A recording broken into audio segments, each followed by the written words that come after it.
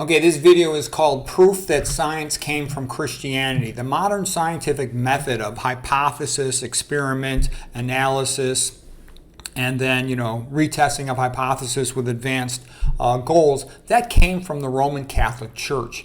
It really took off after the 1200s with the work of Thomas Aquinas, where he sort of brought Christianity down to earth. Before that, there was too much emphasis on, what happens in the afterlife? How do you go to heaven? Whereas he sort of emphasized, we honor God by studying his creation, nature. We're created in his image, therefore we can understand his creation. It's a rational universe. There's quotes in the Bible about how everything was measured out and done in a rational way.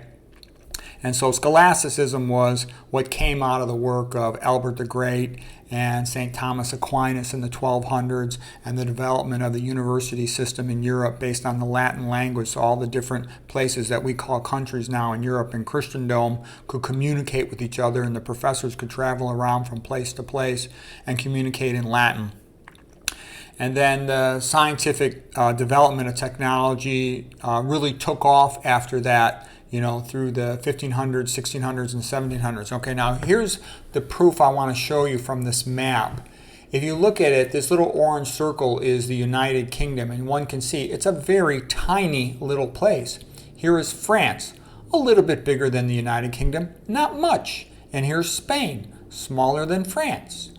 And the point I'm showing you this is, in the 1500s, after they conquered much of what we now call South America, Middle America, and even parts of Northern America, Spain gradually, got their butt kicked by the British. France, for a while, was holding strong until about the 760s, 7 Years' War, when United Kingdom, Britain kicked their butt. And then United Kingdom, Britain, basically, it has a little bit more than that with Scotland, for example, and it also took over and enslaved the Irish. But they basically ruled almost all of the known world, okay? They ruled the USA. They were kicking the butt out of China in the 1850s with the so-called Opium Wars. I mean, they weren't being very nice. They were forcing the Chinese to sell opium in the 1850s, okay?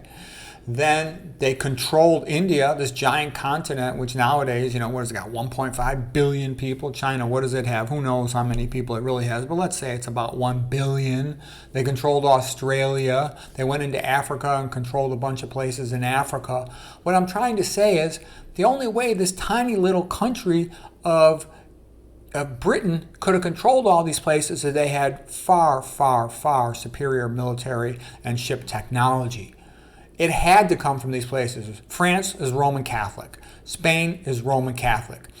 Britain was Roman Catholic until Henry VIII wanted to, have 8 wives and bump them off, and the Pope didn't agree with that. And then it switched to being Protestant, specifically Anglican. So what I'm trying to say is, and also not to mention that, in 1854, Britain kicked Russia's butt in the Crimean War. So this little tiny country is kicking the butt off everybody all over the world, okay? That's just one of many proofs. If you study the history of science, as I have studied, I've written an entire book about it. It's so obvious, it's not even funny. And the closer you look, the more obvious it becomes. Like 35 craters on the moon are named after Catholic Jesuit priests, okay? Galileo got in trouble because he made fun of the Pope. It wasn't for his idea specifically, it's because he mocked the Pope, okay? So anyways, and that's the only thing. Nowadays, it's like the corporations own the Science Journal and they just publish stuff to advertise their products. It's 1,000,000 times more corrupt than it ever was in the past. So anyways, I just show you this because it doesn't get much more obvious than this. 3 little tiny Christian countries, each taking their turn to control the world for hundreds of years. And these giant countries with, tremendously orders of magnitude more people, is because they were technologically backward. That's why they could be controlled by these little countries. And the development of science went all through the Middle Ages.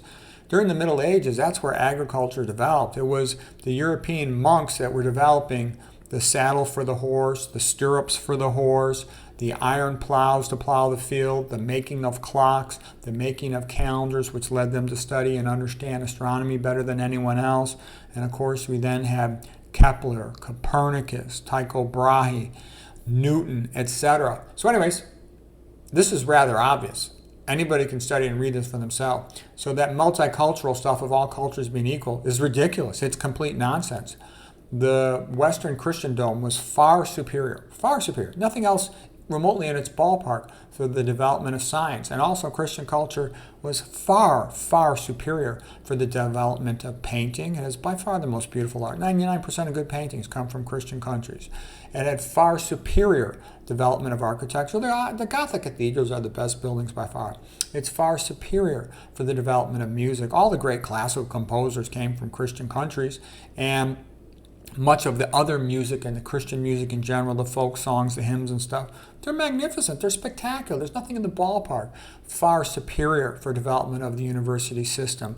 Far superior for the development of homeless shelters, for Magdalene shelters, for reforming prostitutes, okay, of charities.